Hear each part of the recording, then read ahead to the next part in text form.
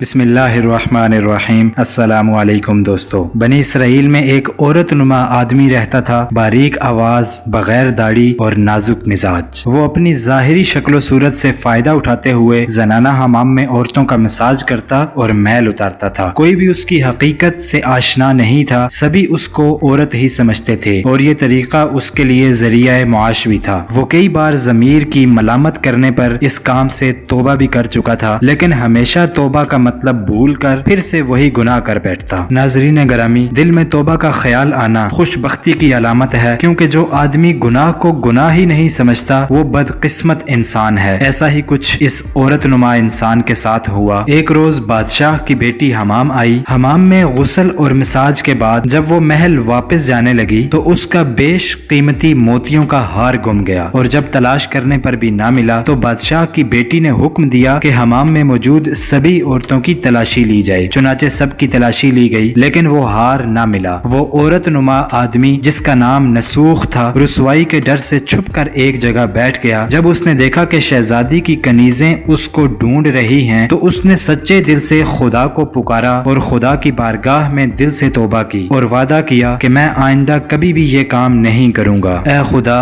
میری لاج رکھ، تو ہی میری عزت رکھنے والا ہے، مجھے رسوا ہونے سے بچا لے۔ ابھی وہ توبہ کر ہی رہا تھا کہ اچانک باہر سے آواز آئی، نسوخ کو چھوڑ دو، ہار مل چکا ہے۔ نسوخ نم آنکھوں سے شہزادی سے اجازت لے کر گھر آ گیا۔ نسوخ نے قدرت کا کرشمہ دیکھ لیا تھا اور ہمیشہ ہمیشہ کے لیے اس کام سے توبہ بھی کر چکا تھا۔ لیکن کہانی یہاں پہ ختم نہیں ہوتی۔ پھر جب وہ کئی دنوں تک حمام میں نہ گیا تو شہزادی نے بلاوا بھیجا کہ حمام میں آ کر وہ میرا مساج کرے۔ چونکہ شہزادی حمام آ کر خاص طور پر اسی سے مساج و مالش کروایا کرتی تھی، جب نسوخ کو یہ خبر ملی تو اس نے بہانہ بنا لیا کہ میرے ہاتھ میں درد ہے، میں مساج نہیں کر سکتا، اور حمام نہ جانے کا فیصلہ کیا۔ لیکن سبھی عورتیں اس کو چاہتی تھیں اور اسی سے مساج کروانا پسند کرتی تھیں۔ جب نسوخ نے دیکھا کہ اس شہر میں رہنا اس کے لیے مناسب نہیں ہے تو غلط طریقے سے کمایا ہوا سارا مال غریبوں میں بانٹ کر شہر سے کہیں دور نکل گیا اور پہاڑی پر ڈیرا ڈال کر عبادت الہی میں مشغول ہو گیا۔ پھر ایک دن اس کی نظر ایک گائے پر پڑی جو اس کے قریب ہی گھاس چر رہی تھی۔ اس نے سوچا کہ یہ گائے کسی چروائے سے بھاگ کر یہاں آ گئی ہے، کیوں نہ میں اس کی دیکھ بھال کروں، اور جب اس کا مالک آئے گا تو میں اس کو یہ گائے واپس کر دوں گا۔ لہٰذا نسوخ اس کی دیکھ بھال کرنے لگ گیا۔ کچھ دنوں بعد گائے نے ایک بچہ دیا اور پھر نسوخ نے دودھ کا استعمال بھی شروع کر دیا۔ کچھ دنوں بعد ایک تجارتی قافلہ راستہ بھول کر ادھر آ گیا۔ قافلے والے پیاس کی شدت سے نڈھال تھے۔ جب انہوں نے نسوخ کو دیکھا تو اس سے پانی مانگا۔ نسوخ نے پانی کے بجائے سب کو دودھ پلا کر سیراب کر دیا۔ قافلے والے نسوخ کی مہمان نوازی سے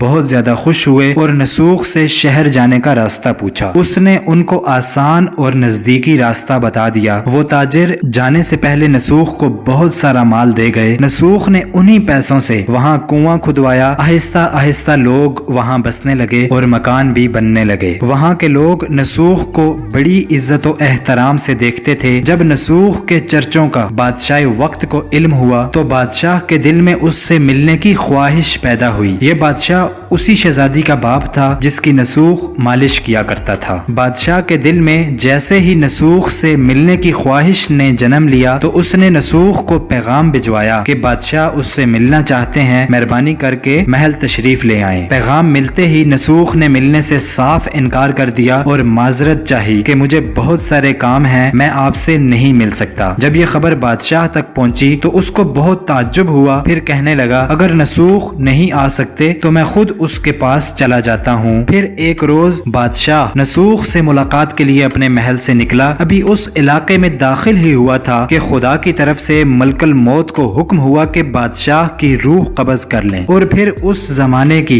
رسم و رواج کے مطابق اور بادشاہ کی نسوخ سے محبت کو دیکھتے ہوئے نسوخ کو تخت پر بٹھا دیا اور بادشاہ وقت بنا دیا۔ نسوخ نے اپنے ملک میں عدل و انصاف کا نظام قائم کیا اور اسی شہزادی سے شادی کر لی۔ ایک دن نسوخ تخت پر بیٹھ کر لوگوں کی فریادیں سن رہا تھا کہ ایک شخص وارد ہوا اور کہنے لگا کہ کچھ سال پہلے میری گائے گم ہو گئی تھی، آپ کی عدالت میں گائے کا طلبگار ہوں۔ نسوخ نے کہا کہ تمہاری گائے میرے پاس ہے اور آج میں جو کچھ بھی ہوں اور میرے پاس جو کچھ بھی ہے یہ صرف تمہاری اس گائے کی وجہ سے ہی रही है। और फिर नसूख ने हुक्म दिया कि मेरे सारे मालो दौलत का आधा हिस्सा इस गाय के मालिक को दे दिया जाए। फिर वो शख्स खुदा के हुक्म से कहने लगा, ए नसूख, जान लो न मैं इंसान हूँ और न ही वो जानवर गाय है, बल्कि हम दोनों फरिश्ते हैं और हम दोनों तुम्हारा इम्तिहान लेने आए थे। ये सारा मालो दौलत तुम्हारे सच्चे दिल से तौबा करने का नतीजा है। ये सब कुछ तुम्हें मुबारक हो। इसके बाद वो दोनों फरिश्ते नजरों से गायब हो गए। नाजरीन गिरामी, इसीलिए सच्चे दिल से तौबा करने वाले को तौबतुन नसूख कहते हैं। तौबतुन नसूख से मुराद खत्मी तौबा है, ऐसी तौबा जिसके बाद गुनाह की तरफ वापस लौटना नामुमकिन हो। इंसान खता का पुतला है। अपने माजी पर नजर दौड़ाइए। हम बेशुमार गुनाह करके भूल चुके हैं और कुछ गुनाह ऐसे हैं जो याद हैं, जिन पर हम कभी कभार अश्के नदामत बहा लेते हैं, और कुछ तो ऐसे हैं जो वक्त की खाक में मिलकर खाक हो गए हैं, जिनका नामो निशान भी बाकी नहीं रहा। लेकिन वो गुनाह किरामन कातिबीन के रजिस्टर्ड में दर्ज हैं। ये गुनाह हमारे साथ एमाल की गठड़ी में बंद कर कब्र में जाएंगे। इन गुनाहों पर जुबानी तो हम तौबा इस्तिग़फ़ार कर लेते हैं, लेकिन अमली तौर पर इनसे ताइब नहीं होते। अल्लाह पाक हमें भी